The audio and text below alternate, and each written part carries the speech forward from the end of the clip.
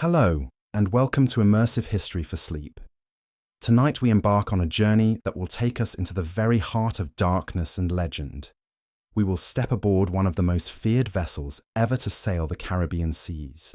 We will walk the blood-stained decks of a ship commanded by the most notorious pirate captain in history. This is not a tale of romantic adventure or swashbuckling heroes. This is the raw, unvarnished truth of what it meant to serve under the black flag of Edward Teach, the man the world knew as Blackbeard. Before we begin our voyage into the past, I want you to settle in for this long journey together. Find a comfortable position, let the tensions of the modern world fade away, and allow your mind to drift back 3 centuries. Tonight, you will experience history not as a distant observer, but as a living participant in one of the most dangerous and fascinating chapters of maritime history. Our story begins not with Blackbeard himself, but with you. Imagine that you are a common sailor in the year 1716. You have spent the last several months aboard a merchant vessel, enduring the back-breaking labour, spoiled food, and brutal discipline that defined life at sea for ordinary seamen. Your hands are cracked and bleeding from working the rigging. Your back aches from hauling heavy cargo. Your stomach churns from months of eating weevil-infested biscuits and rancid salt pork. This is your reality, day after grinding day, with no hope of escape and barely enough wages to keep you alive. Then one morning, everything changes. A sail appears on the horizon, moving with predatory purpose toward your vessel. As it draws closer, you can see it is a large sloop, heavily armed and crowded with more men than any honest merchant ship would carry. Your captain orders the crew to prepare for the worst, but there is little fight left in your exhausted and underfed shipmates. When the pirate vessel comes alongside and the boarding party swarms over the railings, the resistance crumbles almost immediately. Standing before you is a figure that will haunt your dreams for years to come. Edward Teach is not the theatrical character of later legend. He is a tall, powerfully built man in his late 30s, with wild black hair that falls to his shoulders. His beard is indeed magnificent, thick and dark, braided with ribbons and sometimes, when preparing for battle, adorned with slow-burning hemp matches that create a demonic halo of smoke around his head. But it is his eyes that truly terrify you. They are the cold, calculating eyes of a predator who has learned to survive in a world where weakness means death. Blackbeard addresses your crew with a voice that carries absolute authority. He explains that he has no interest in harming sailors who have done nothing more than try to earn an honest living. He is here for your cargo and for any man brave enough or desperate enough to join his company. The choice, he makes clear, is entirely yours. You can remain with your merchant captain and continue your life of grinding poverty and endless labour, or you can take your chances with the most feared pirate crew in the Caribbean. The decision you make in that moment will determine whether you live or die, whether you spend your remaining years in chains or in freedom, whether you fade into obscurity or become part of a legend that will echo through the centuries. And as you look into Blackbeard's eyes, you realize that this choice is not really about good versus evil. It is about survival versus certain doom, about taking control of your destiny versus accepting a fate chosen for you by others. You step forward. You cross the invisible line between your old life and your new one. You become a member of Blackbeard's crew. The ship you now call home is the Queen Anne's Revenge, a massive 300-ton frigate that Blackbeard captured from the French and converted into the most formidable pirate vessel of its time. She carries 40 cannons, making her more heavily armed than most naval warships. Her black hull cuts through the Caribbean waters like a predator stalking prey, and her very appearance on the horizon is enough to make merchant captains strike their colours in surrender. But the Queen Anne's Revenge is more than just a warship. She is a floating city, a self-contained world that operates by its own rules and customs. Nearly 300 men call this vessel home, making her one of the largest pirate crews ever assembled. These are not the cutthroat villains of popular imagination, but sailors, craftsmen, former soldiers, and escaped slaves who have chosen the dangerous freedom of piracy over the grinding oppression of legitimate society. Your first days aboard the Queen Anne's Revenge are a revelation.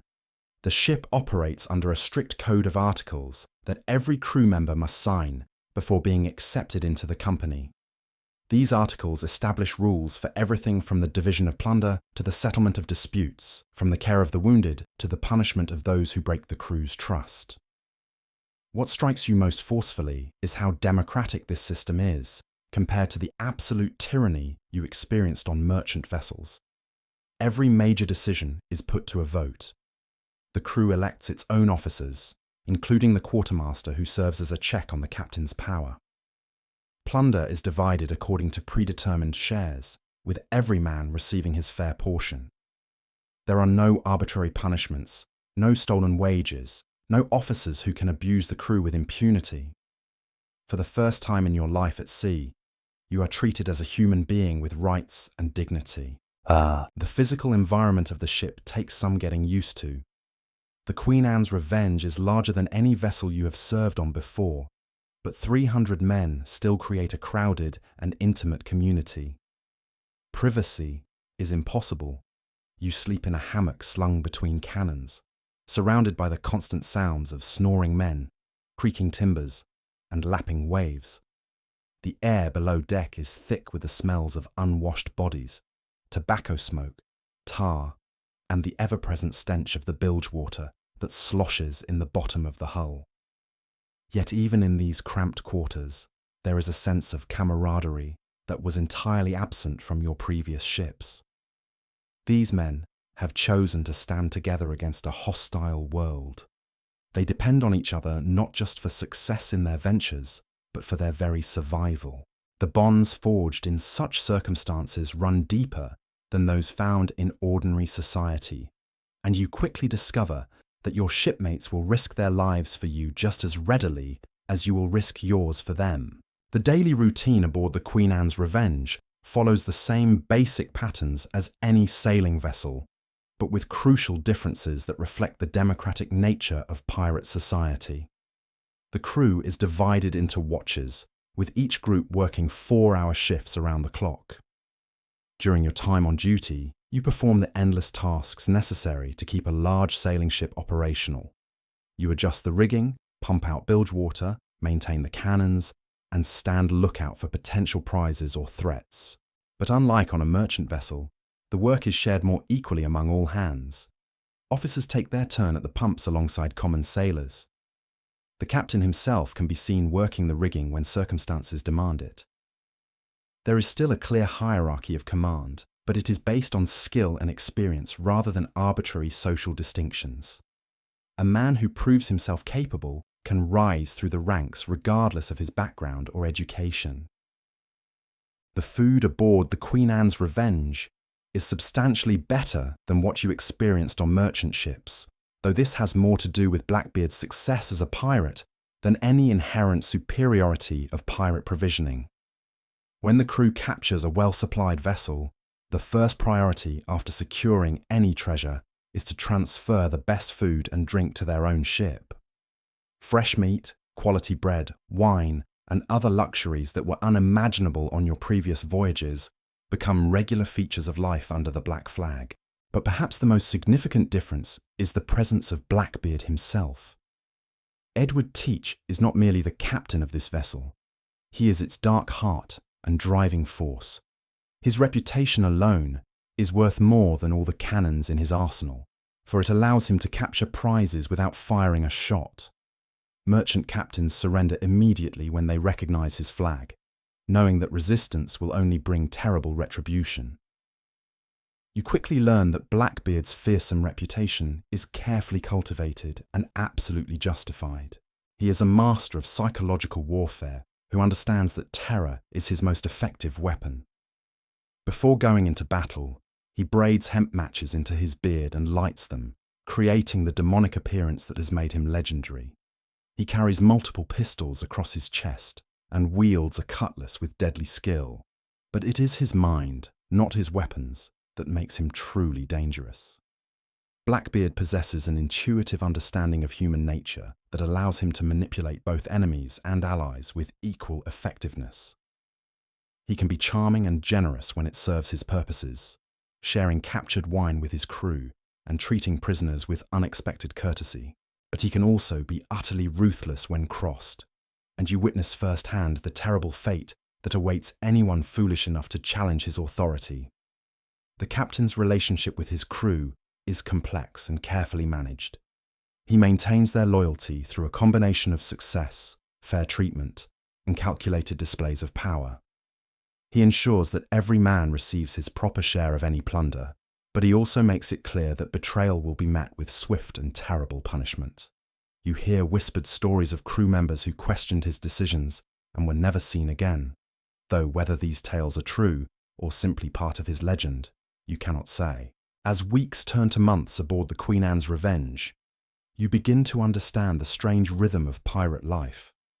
Long periods of routine sailing and ship maintenance are punctuated by moments of intense action when a potential prize is spotted or when enemy warships appear on the horizon. During the quiet times, the crew entertains itself with gambling, storytelling, and music. Some men practice their weapon skills, knowing that their lives may depend on their speed with sword or pistol. Others mend their clothes, write letters they will never send, or simply stare out at the endless expanse of blue water. But when the call comes that a sail has been sighted, the entire ship transforms. Men who were lounging in the shade moments before spring into action with practiced efficiency. The gun crews check their cannons and prepare different types of ammunition. The boarding party sharpens their weapons and reviews their tactics. Everyone knows their role in the deadly ballet that is about to unfold, and everyone understands that their survival depends on flawless execution. This is your new reality, your new life under the command of the most feared pirate captain who ever lived. You have traded the grinding certainty of poverty and oppression for the dangerous freedom of life beyond the law. Tomorrow may bring wealth beyond your wildest dreams, or it may bring death at the end of a naval cutlass.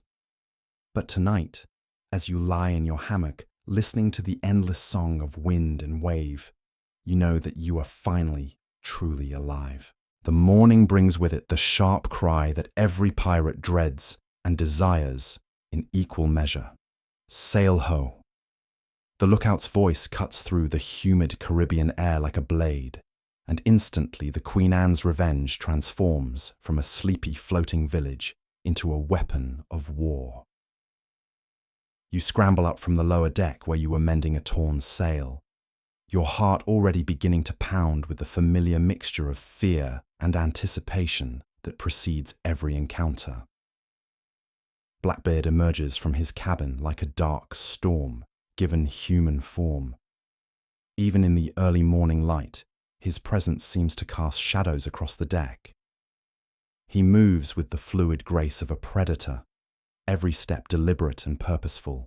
The brass telescope extends in his weathered hands as he studies the distant vessel, and you can see his mind working behind those cold, calculating eyes.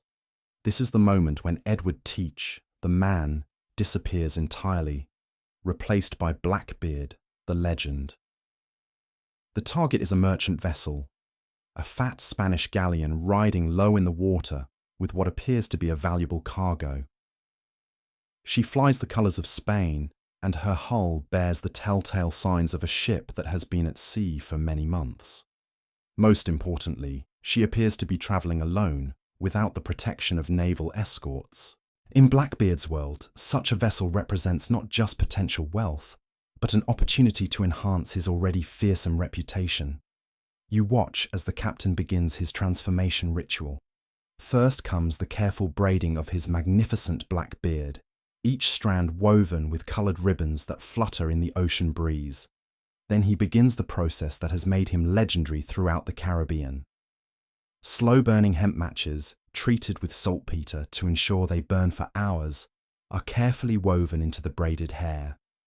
When lit, they will create a hellish halo of smoke around his head, making him appear less like a man and more like a demon risen from the depths of the sea. The crew prepares for battle with the efficiency of men who have performed this dance many times before.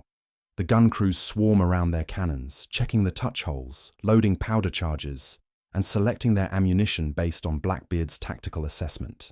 For this engagement, he orders a mixture of round shot and chain shot. The round shot will punch holes through the galleon's hull if she chooses to fight, while the chain shot will tear through her rigging and sails, crippling her ability to escape. Your own role in the coming action has been carefully rehearsed. As one of the newer members of the crew, you are assigned to the boarding party under the command of Israel Hans, Blackbeard's most trusted lieutenant. Hans is a man of few words but deadly action, a former Royal Navy gunner who turned to piracy after being cheated out of his wages by a corrupt captain. He has taught you the brutal arithmetic of close-quarters combat, where a moment's hesitation means death and mercy is a luxury no pirate can afford. The weapons you carry tell the story of your new profession. A cutlass hangs at your side, its blade honed to razor sharpness, and its handle wrapped in leather for a secure grip, even when slick with blood or seawater. Tucked into your belt are 2 flintlock pistols, each loaded with a heavy lead ball capable of dropping a man at close range. These single-shot weapons must be used with precision, for there will be no time to reload once the fighting begins. A long knife completes your armament, a backup weapon for the desperate moments when all else fails. As the Queen Anne's Revenge closes the distance with her prey, you can see the panic beginning to spread across the Spanish vessel's deck. Her captain has recognized the approaching ship for what she is, and he faces the same terrible choice that confronts every merchant mariner in these waters. He can attempt to fight, hoping that his smaller crew and lighter armament might somehow prevail against one of the most formidable pirate ships in the Caribbean. He can try to run, though his heavy-laden vessel has little chance of outpacing Blackbeard's swift sloop. Or he can surrender immediately and hope that the notorious pirate's reputation for sparing those who submit without resistance proves to be more than mere legend. Blackbeard makes the decision easier by raising his colours. The black flag that flies from the mainmast bears his personal device, a skeleton holding an hourglass in one hand and a spear pointed at a bleeding heart in the other. The message is unmistakable. Your time is running out, and resistance will bring only death. Alongside the black flag flies a red banner, the traditional signal that no quarter will be given to those who choose to fight. This is psychological warfare at its most effective, designed to break the enemy's will before the first shot is fired. The Spanish captain's response comes in the form of a single cannon shot fired high over the Queen Anne's Revenge as a signal of defiance.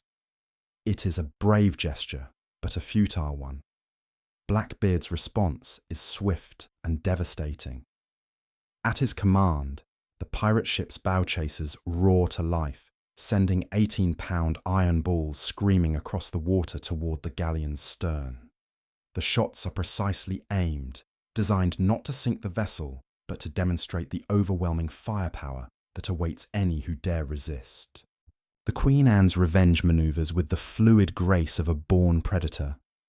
Her crew works the rigging with practiced efficiency, adjusting the sails to catch every breath of wind as Blackbeard positions his ship for the killing blow. The goal is to come alongside the galleon, close enough for the boarding party to leap across, but far enough away to avoid being rammed or boarded in return. It is a delicate dance that requires perfect timing and absolute trust between captain and crew. As the two vessels draw together, you can see the faces of the Spanish sailors clearly for the first time. They are men much like yourself, ordinary seamen caught in circumstances beyond their control.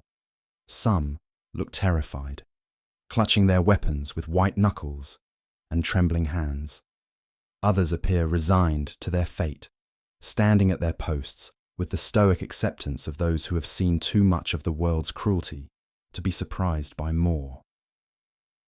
A few seem defiant, their jaws set and their eyes blazing with the fierce pride that has made Spanish sailors legendary throughout the world's oceans. The moment arrives with the thunderous crash of wood against wood as the two ships come together. Grappling hooks fly through the air, their iron claws biting deep into the galleon's railings to bind the vessels in a deadly embrace. The Queen Anne's Revenge's cannons, loaded with grape shot for close-range work, discharge with a sound like thunder, sending hundreds of small metal balls screaming across the Spanish ship's deck. Men fall like wheat before the scythe, and those who survive the devastating volley find themselves facing a wave of screaming pirates pouring over their railings. You follow Israel Hands across the gap between the ships, your heart pounding so hard you can hear it over the sounds of battle. The deck of the galleon is slick with blood and littered with fallen rigging, making every step treacherous. A Spanish sailor rushes toward you with a boarding pike, its long steel point aimed at your chest. Your training takes over, and you sidestep the thrust while drawing your cutlass in a single fluid motion. The blade opens the man's throat before he can recover his balance, and he falls to the deck with a gurgling cry. The fighting is savage but brief. The Spanish crew, outnumbered and outgunned, cannot withstand the ferocious assault of Blackbeard's veterans. Those who do not fall in the first few minutes throw down their weapons and beg for quarter. The pirate boarding party secures the ship with ruthless efficiency, disarming the survivors and herding them into a group under guard, while others search the vessel for weapons, valuables, and any who might be hiding below deck. Blackbeard himself crosses to the captured galleon once the fighting ends, his smoking beard and blood-stained cutlass making him appear like some vengeful spirit of the sea. The Spanish captain, wounded but alive, is brought before him under guard. The two men study each other for a long moment, predator and prey locked in a silent assessment that will determine whether the Spaniard lives or dies. What passes between them in that moment, you cannot say, but something in the merchant captain's bearing seems to satisfy Blackbeard's judgment. The pirate captain nods once, and the Spaniard's life is spared. The systematic looting of the galleon begins immediately. Blackbeard's crew swarms through the ship like ants, searching every compartment and cargo hold for anything of value. They work with the practiced efficiency of men who have performed this task countless times before, knowing exactly where to look and what to take.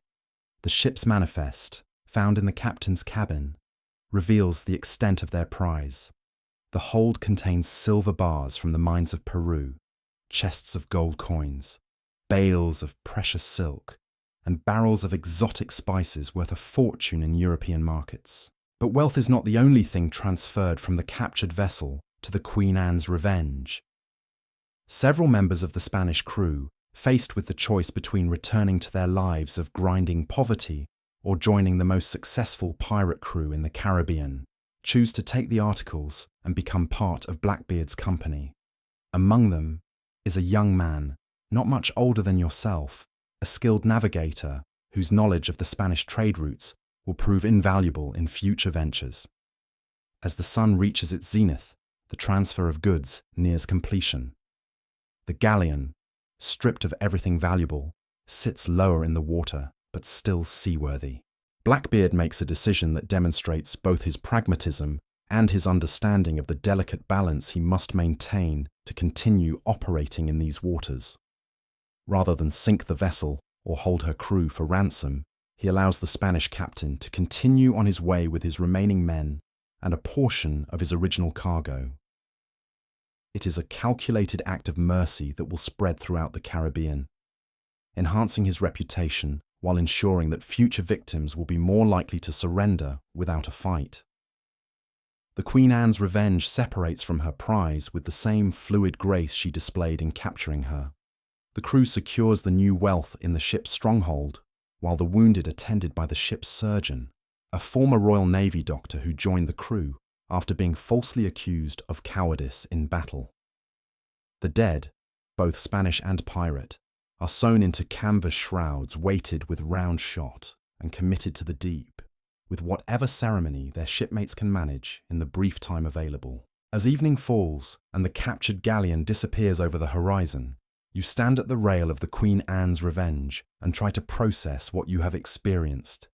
The violence was terrible and swift, over almost before you could fully comprehend what was happening. Men died today, some by your own hand, and their blood stains your clothes and your conscience. Yet you are alive, richer than you have ever been in your life, and part of a brotherhood that has just demonstrated its power to the world. The distribution of the plunder takes place that very evening, conducted with the same democratic precision that governs all aspects of life aboard the Queen Anne's Revenge. Every man receives his predetermined share based on his rank and the articles he signed when joining the crew. Your portion, as a common member of the boarding party, consists of more gold and silver than you could have earned in 5 years aboard a merchant vessel. The weight of the coins in your hands feels like freedom itself, tangible proof that you have chosen the right path despite its dangers. Blackbeard watches the distribution with satisfaction, knowing that every man who receives his fair share becomes more deeply committed to the success of their joint enterprise. This is how he maintains the loyalty of 300 desperate men in a world where betrayal is commonplace and trust is a luxury few can afford. By ensuring that everyone profits from their success, he creates a community of interest that binds the crew together more effectively than fear alone ever could. The celebration that follows is unlike anything you experienced in your previous life at sea. Wine and rum flow freely, liberated from the Spanish galleon's stores. Someone produces a fiddle, and soon the deck echoes with music and laughter. Stories are told and retold, each man's role in the day's victory growing larger with each cup of wine consumed. For a few precious hours, the Queen Anne's Revenge becomes not a weapon of war, but a place of genuine fellowship and joy. Yet even in the midst of celebration, you cannot forget where you are and who you have become. Tomorrow will bring new challenges, new dangers, and quite possibly new violence. The Royal Navy patrols these waters with increasing frequency, hunting for pirates with the same relentless determination that Blackbeard brings to hunting merchant vessels. Colonial governors have placed enormous bounties on his head, making every port a potential trap and every stranger a possible enemy. This is your new reality aboard the most feared pirate ship in the Caribbean. You have tasted both the terrible violence and the intoxicating freedom that define life under the black flag. There is no going back to your old life now, even if you wanted to.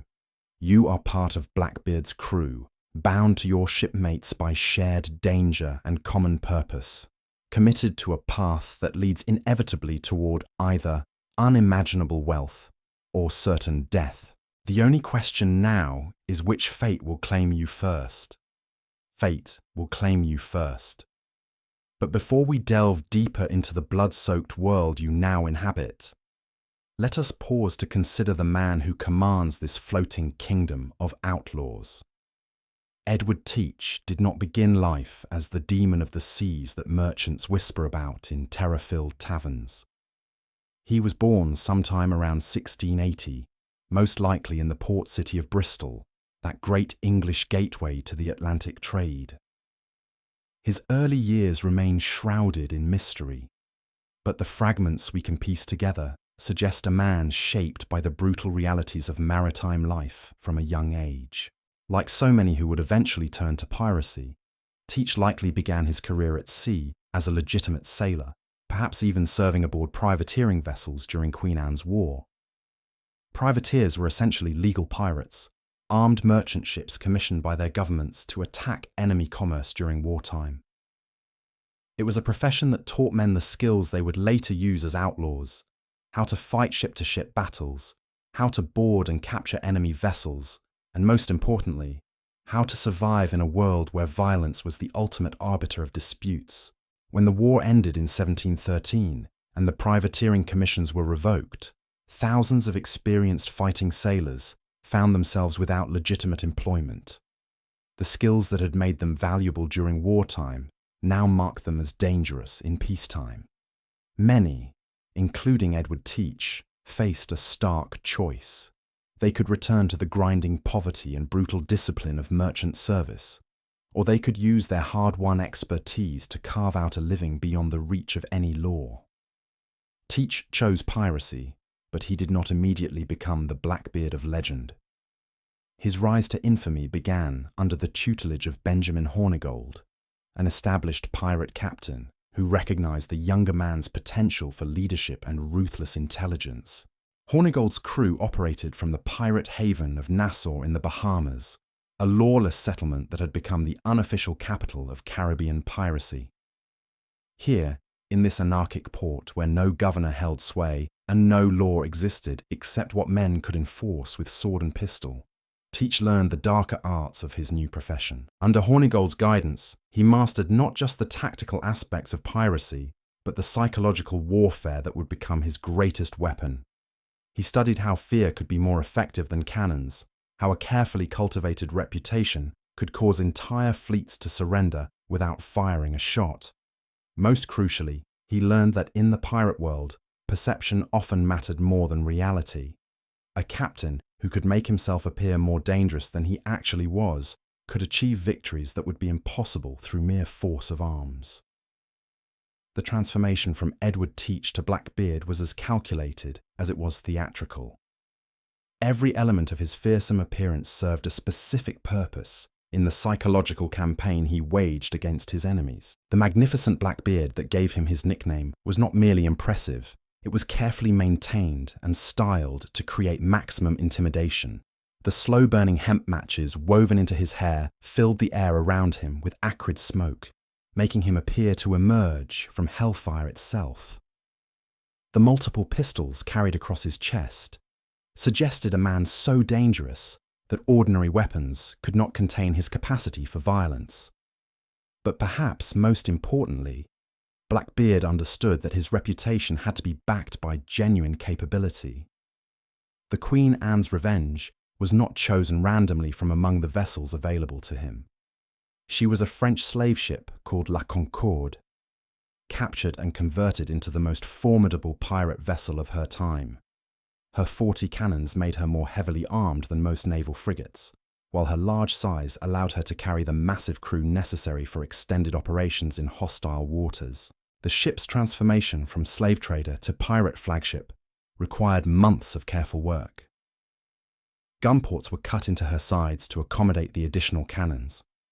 Her rigging was modified to maximize speed and maneuverability.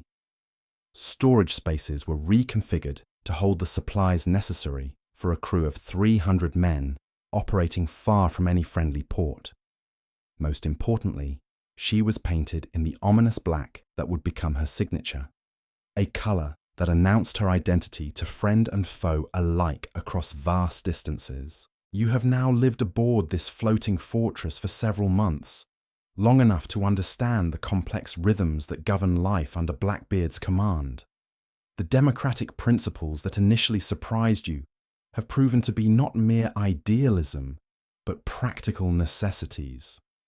A crew of 300 desperate men, armed to the teeth and living in cramped quarters, could tear itself apart in days without strict rules governing their behavior and interactions. The articles that every crew member must sign are far more comprehensive than the simple codes you heard about on other pirate vessels.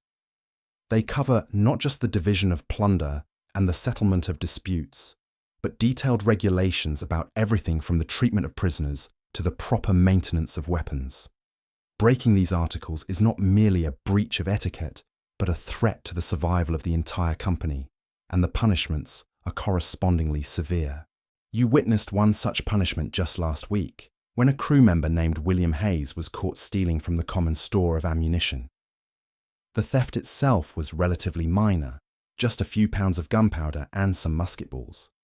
But in Blackbeard's world, any breach of the sacred trust between crew members threatened the foundation upon which their entire society rested.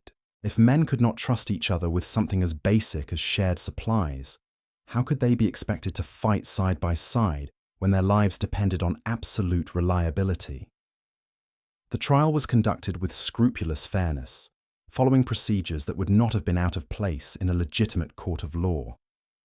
Hayes was allowed to speak in his own defense, to call witnesses on his behalf, and to challenge the evidence against him. But the facts were undeniable, and the crew's verdict was unanimous.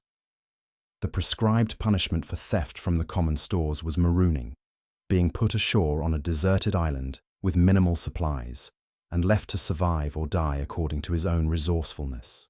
Watching Hayes being rowed away to his fate on a small sandy quay barely large enough to support a few palm trees, you understood with crystal clarity that the democracy of the Queen Anne's Revenge was not the gentle philosophical democracy of political theorists. It was a harsh practical system designed to keep dangerous men functioning as a unified force in an environment where the slightest weakness could mean death for all. Yet for all its brutality, the system worked with remarkable effectiveness. Disputes that might have led to bloodshed on other ships were resolved through formal procedures. The crew's elected representatives, including the quartermaster and the ship's council, provided checks on Blackbeard's authority that prevented the kind of tyranny that had driven so many men to piracy in the first place. Most importantly, every man knew exactly where he stood, what was expected of him, and what he could expect in return. The daily routine aboard the Queen Anne's Revenge follows patterns established by decades of maritime tradition, but adapted to the unique requirements of pirate life. The ship operates on a watch system that ensures someone is always alert and ready to respond to threats or opportunities. During your 4-hour watches, you perform the endless tasks necessary to keep a large sailing vessel operational in the harsh environment of the Caribbean. The tropical climate presents challenges unknown to sailors in northern waters. The intense sun beats down mercilessly during the day, turning metal surfaces too hot to touch and baking the wooden deck until it cracks and splits. The humidity is so thick you can almost drink it, making every physical task exhausting and filling the lower decks with the oppressive stuffiness that never fully dissipates.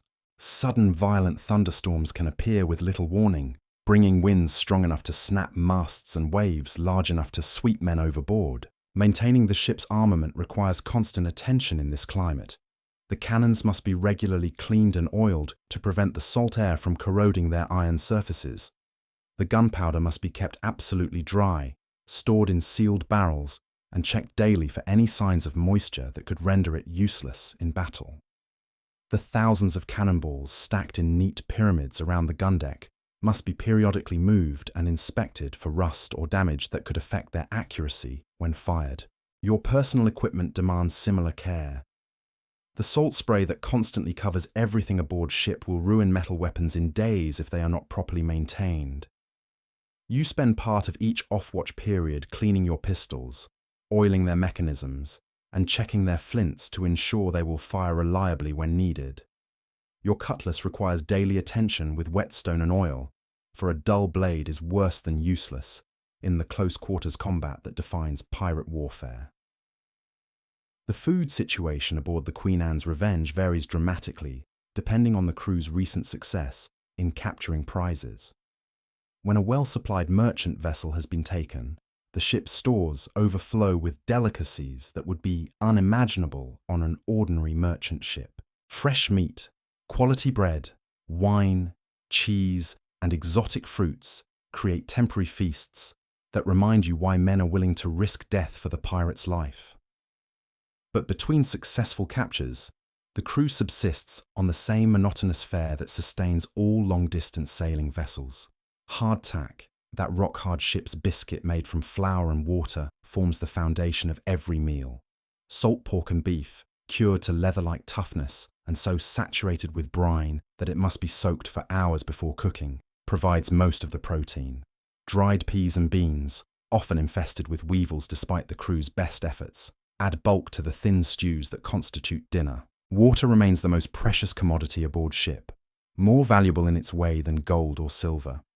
The wooden casks that hold the ship's supply of fresh water inevitably develop leaks, and the water itself quickly becomes foul-tasting and unhealthy to drink. Beer and rum serve not just as luxuries, but as necessary alternatives to water that has become undrinkable. The daily ration of rum, mixed with water to create the drink called grog, is one of the few pleasures that brightens the monotony of shipboard life. The social dynamics of the crew fascinate you as you become more integrated into their community. These 300 men come from backgrounds as diverse as the Caribbean itself. Former Royal Navy sailors work alongside escaped slaves, French privateers serve next to Dutch merchants, and Spanish colonial subjects fight beside English farmers who fled their homeland to escape debt or prosecution. What unites them is not common origin or shared beliefs, but the simple fact that they have all chosen the dangerous freedom of piracy over whatever alternatives their previous lives offered them. The hierarchy aboard ship reflects both democratic principles and practical necessities. Blackbeard himself stands at the apex of this floating society, but his authority is balanced by the quartermaster and the ship's council in ways that would be impossible aboard a naval vessel. Below them, the crew is organized into divisions based on specialized skills rather than arbitrary social distinctions. The gun crews, the sail handlers, the carpenters and other craftsmen, the boarding parties and the general ship's company all have their own internal structures and loyalties. Israel Hans, Blackbeard's lieutenant and your immediate superior in the boarding party, represents the kind of man who thrives in this environment. A former Royal Navy gunner who turned to piracy after being cheated of his wages, he possesses both the technical skills and the ruthless pragmatism necessary for success under the black flag. He has taught you not just the mechanics of close-quarters combat, but the psychological techniques that can mean the difference between victory and defeat death when facing desperate opponents. Under his tutelage, you have learned that pirate warfare is as much about intimidation as actual violence. The goal is not to fight fair battles that could result in heavy casualties for both sides, but to create such overwhelming psychological pressure that enemies surrender before serious fighting begins. Everything from the ship's fearsome appearance to the crew's savage war cries is designed to break the enemy's will to resist. The success of these psychological tactics became clear during your most recent engagement, when a Portuguese merchant vessel struck her colours immediately upon recognizing the Queen Anne's revenge. Her captain, a grizzled veteran of many Atlantic crossings, took one look at Blackbeard's smoking beard and decided that no cargo was worth facing the notorious pirate in battle. The capture was completed without a single shot being fired, demonstrating the power of reputation in this deadly game. Such bloodless victories are celebrated as much as hard-fought battles, for they achieve the crew's objectives without risking lives or damaging valuable prizes. They also enhance Blackbeard's legendary status, making future encounters more likely to end in surrender rather than violence. It is a carefully constructed cycle of psychological warfare that has made him the most feared pirate in the Caribbean. Yet, you have also witnessed the terrible violence that erupts when enemies choose to fight rather than surrender. The attack on a Spanish treasure ship 3 weeks ago turned into a brutal close-quarters battle when her captain decided to defend his valuable cargo rather than submit to pirates. The fighting raged across both vessels for over an hour, leaving dozens of men dead or wounded on both sides. The prize was eventually taken, but at a cost that reminded everyone aboard the Queen Anne's Revenge that their chosen profession could demand the ultimate price at any moment. The aftermath of such battles reveals another aspect of Blackbeard's leadership that sets him apart from other pirate captains. He personally tends to the wounded, ensuring they receive the best medical care available and that their shares of any plunder are protected during their recovery. He remembers the names of men who fall in his service and sees that word of their fate reaches any family they may have left behind. These gestures of humanity, coming from a man whose reputation is built on ruthless violence, create a loyalty among his followers that goes far beyond mere fear or greed. The wounded are cared for by the ship's surgeon, a former Royal Navy doctor named Marcus Redmond, who joined the crew after his career was destroyed by false accusations of cowardice during a fleet action against the French. Redmond's medical knowledge, combined with his understanding of the unique challenges faced by men living in the confined environment of a pirate ship, makes him one of the most valued members of the crew. His small surgery, located in the stern of the vessel where the motion is least pronounced, has saved dozens of lives that would have been lost to infection or improper treatment. The psychological toll of this life weighs on every member of the crew, though few speak openly about it. You have seen strong men break down after particularly savage battles, unable to reconcile the violence they have witnessed and participated in with their fundamental human nature. Others seem to thrive on the constant danger and excitement, becoming addicted to the adrenaline rush that comes with each successful capture. Most, like yourself, exist somewhere between these extremes, adapting to circumstances while trying to maintain some connection to the person they were before choosing this path. The isolation from normal society affects everyone differently. Some men create elaborate fantasies about the lives they will build when they finally retire from piracy with enough wealth to live as gentlemen. Others seem to have accepted that they will never leave this floating world, that the Queen Anne's Revenge has become their permanent home, and their shipmates their only family. A few appear to be slowly going mad from the constant stress and violence, their grip on reality weakening with each passing month. Sleep, when it comes, brings little respite from the tensions of waking life. Your hammock, slung between two cannons in the lower gun deck, provides basic shelter but little privacy or comfort.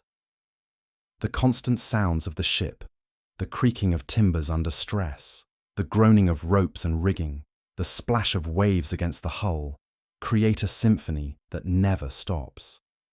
Add to this the snores, coughs, and muttered conversations of nearly 300 men sleeping in close proximity, and you begin to understand why so many pirates develop the nervous, restless energy that marks them as different from ordinary sailors. Dreams, when they come, are often violent and disturbing, filled with images of past battles and fears of future dangers.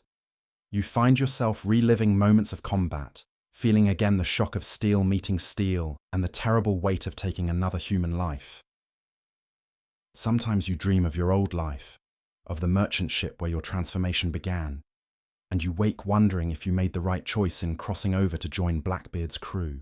But then dawn breaks over the Caribbean, painting the endless expanse of blue water with gold and crimson, and you remember why men have always been drawn to the sea despite its dangers.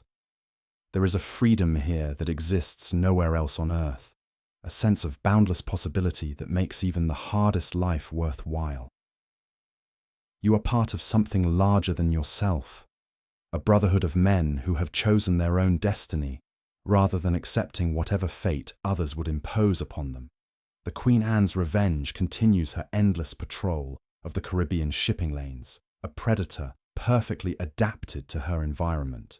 Tomorrow may bring another prize, another battle, another test of your courage and skill. Or it may bring the Royal Navy warships that hunt relentlessly for Blackbeard and his crew, setting the stage for a final confrontation that will determine whether your story ends in victory or death. But tonight, as you stand your watch under the star-filled tropical sky, you are exactly where you chose to be, living the life you selected for yourself in that moment of decision so many months ago. The warm wind fills the ship's sails and carries you forward into an uncertain but entirely uncompromised future.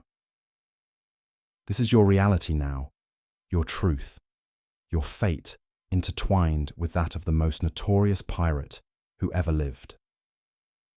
The morning sun has barely crested the horizon when the lookout's cry pierces through the humid Caribbean air like a blade cutting silk. But this time, the call that echoes across the deck of the Queen Anne's Revenge carries a different tone, one that sends ice through your veins despite the tropical heat. 3 sails on the horizon, flying the colours of His Majesty's Royal Navy.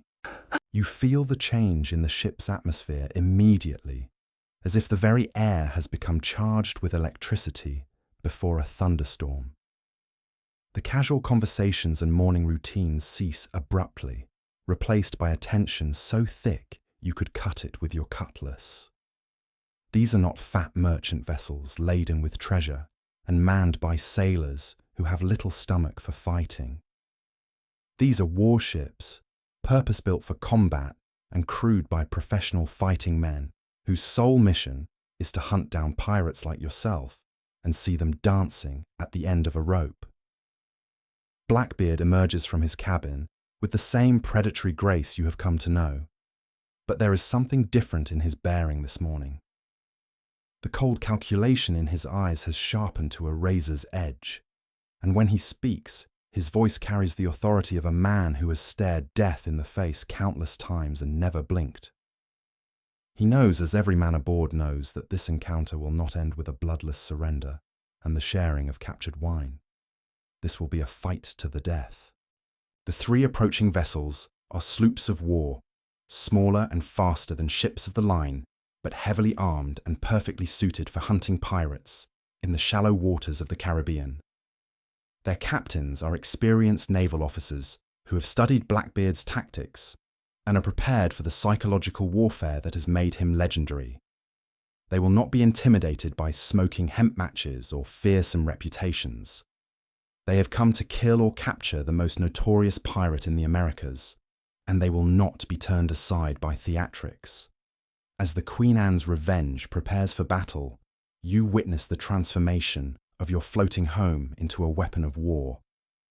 The gun crews swarm around their cannons with deadly efficiency, loading each piece with double charges of powder and the heaviest shot available.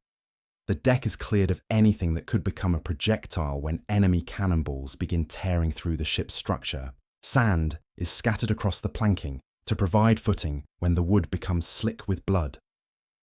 The ship's surgeon sets up his operating table in the cockpit below, laying out his instruments with the grim precision of a man who knows he will soon be called upon to perform amputations without anaesthetic, while the battle rages overhead. Buckets of seawater are positioned around the deck, ready to fight the fires that will inevitably break out when red-hot cannonballs punch through the ship's wooden sides. Every man checks his weapons one final time, knowing that mechanical failure could mean death in the chaos to come. Israel Hands moves among the boarding party, his weathered face set in lines of stone as he prepares his men for what may be their final fight. He speaks quietly to each sailor, reminding them of lessons learned in previous battles and offering the kind of grim encouragement that veterans give to those about to face mortal danger. His words are few but carefully chosen, designed to steady nerves and focus minds on the deadly work ahead. You find yourself thinking of the merchant sailor you once were, standing terrified on the deck of your old ship as the Queen Anne's Revenge bore down upon her like an angel of death. That man seems like a stranger to you now, someone from another life who could never have imagined the transformation that awaited him. The cutlass at your side feels natural in your grip, an extension of your arm rather than a foreign tool.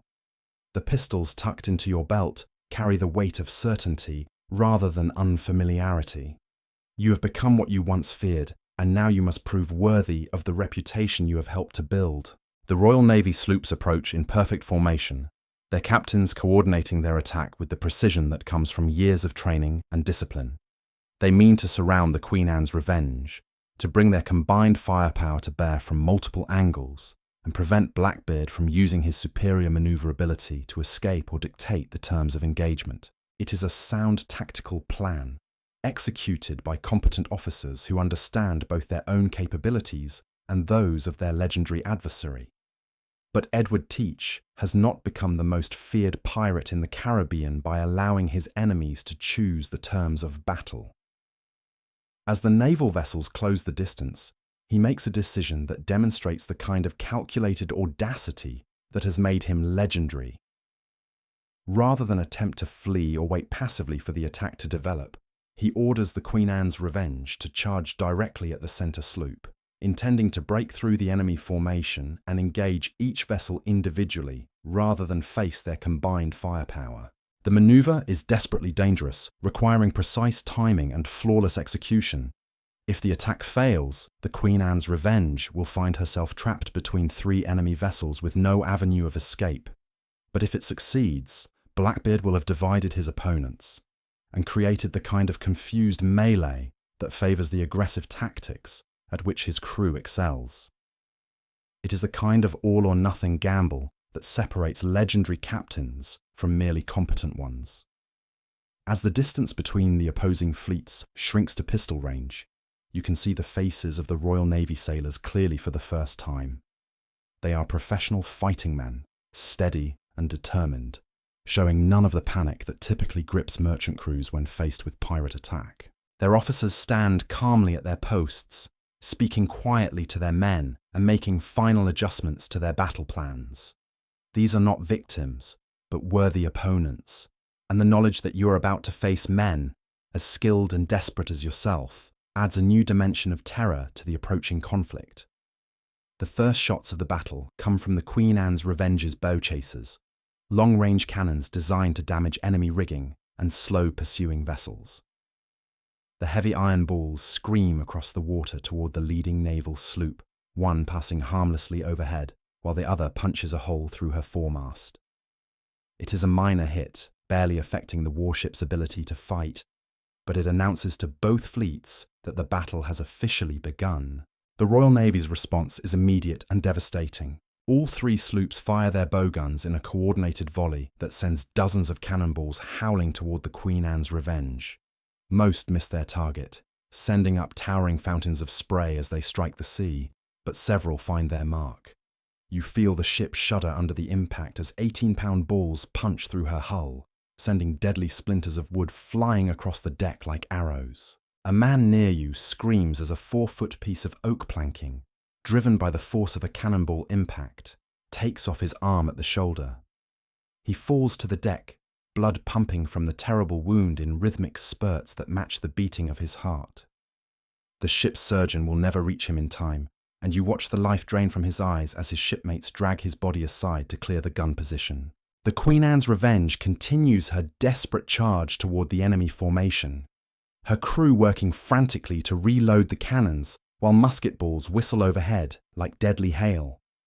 The range closes rapidly, bringing both fleets within the distance where every shot will tell and where the superior training and discipline of the Royal Navy begins to show its advantage. Their gun crews work with mechanical precision, loading and firing with a steady rhythm that speaks of countless hours of drill and practice. Blackbeard stands at the quarterdeck, seemingly oblivious to the iron death flying around him, his attention focused entirely on the tactical situation developing before his eyes. He has committed his ship and crew to a course of action that will either break the enemy formation or result in the destruction of everything he has built. There is no middle ground in this kind of warfare, no possibility of partial victory or negotiated settlement. One side will emerge triumphant, while the other feeds the fish at the bottom of the Caribbean Sea. The moment of collision arrives with a thunderous crash that seems to shake the very foundations of the ocean itself.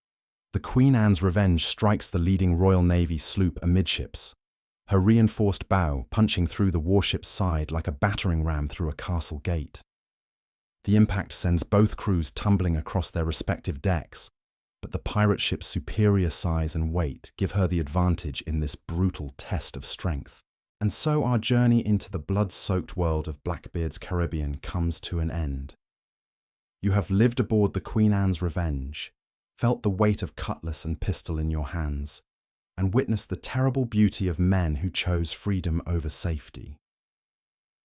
The legend of Edward Teach continues to echo across the centuries, reminding us that history belongs not to the timid, but to those who dared to write their own destiny upon the endless blue.